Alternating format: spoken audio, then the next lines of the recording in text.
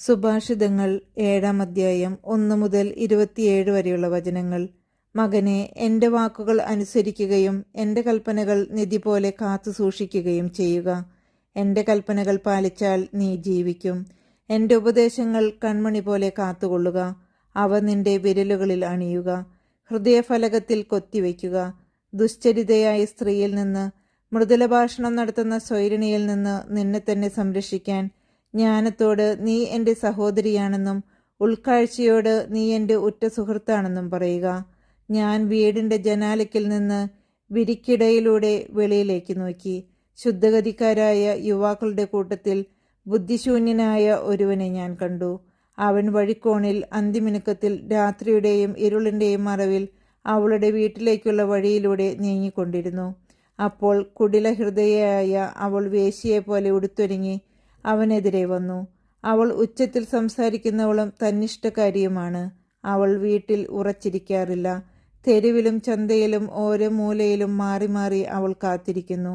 അവൾ അവനെ പിടികൂടി ചുംബിക്കുന്നു. നിർലജ്ജമായ മുഖഭാവത്തോടെ അവൾ അവനോട് പറയുന്നു, എനിക്ക് ബലികൾ സമർപ്പിക്കാനുണ്ടായിരുന്നു. ഇന്ന് ഞാൻ എൻ്റെ വ്രതങ്ങൾ പൂർത്തിയാക്കിയിരിക്കുന്നു. തന്മൂലം ഇപ്പോൾ ഞാൻ നിന്നെ കണ്ടുമുട്ടാനായി ആകാംക്ഷപൂർവ്വം അന്വേഷിച്ചിറങ്ങിയിരിക്കുകയാണ്. ഞാൻ നിന്നെ കണ്ടെത്തുകയും ചെയ്തു. ഞാൻ എൻ്റെ തൽപ്പം വിരികൾ കൊണ്ടും ഈജിപ്തിലെ വർണ്ണപ്പകിട്ടാർന്ന പട്ടുകൊണ്ടും അലങ്കരിച്ചിരിക്കുന്നു. ഞാൻ മീറ, അകിൽ, കറുവപ്പട്ട എന്നിവയാൽ എൻ്റെ കിടക്ക സുരഭിലമാക്കിയിരിക്കുന്നു. പ്രഭാതമാകുന്നതുവരെ നമുക്ക് കൊതി തീരെ സ്നേഹം നുകരാം. നമുക്ക് സ്നേഹത്തിൽ ആറാടാം. എന്തെന്നാൽ എൻ്റെ ഭർത്താവ് വീട്ടിലില്ല. അവൻ ദീർഘയാത്ര പോയിരിക്കുന്നു. സഞ്ചി നിറയെ പണവും കൊണ്ടുപോയിട്ടുണ്ട്. വെളുത്തവാവിനെ തിരിച്ചെത്തു. ഒട്ടേറെ ചാടുവാക്കുകൾ കൊണ്ട് അവൾ അവനെ പ്രേരിപ്പിക്കുന്നു. മധുരമൊഴിയാൽ അവൾ അവനെ നിർബന്ധിക്കുന്നു. കശാപ്പ് ശാലയിലേക്ക് കാള പോകുന്നത് പോലെ, ഉടലിനുള്ളിൽ അമ്പ് തുളഞ്ഞു കയറത്തക്ക വിധം കലമാൻ കുരുക്കിൽപ്പെടുന്നതുപോലെ, പക്ഷി കെണിയിലേക്ക് പറന്നു ചെല്ലുന്നതുപോലെ പെട്ടെന്ന് അവൻ അവളെ അനുഗമിക്കുന്നു. ജീവനാണ് തനിക്ക് നഷ്ടപ്പെടാൻ പോകുന്നതെന്ന് അവൻ അറിയുന്നതേയില്ല.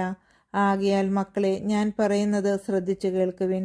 നിങ്ങളുടെ ഹൃദയം അവളുടെ മാർഗങ്ങളിലേക്ക് തിരിയാതിരിക്കട്ടെ.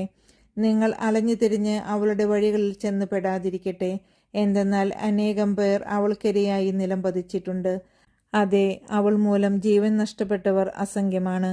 അവളുടെ ഭവനം പാതാളത്തിലേക്കുള്ള വഴിയാണ്. മരണത്തിൻ്റെ അറകളിലേക്ക് അത് ഇറങ്ങിച്ചെല്ലുന്നു.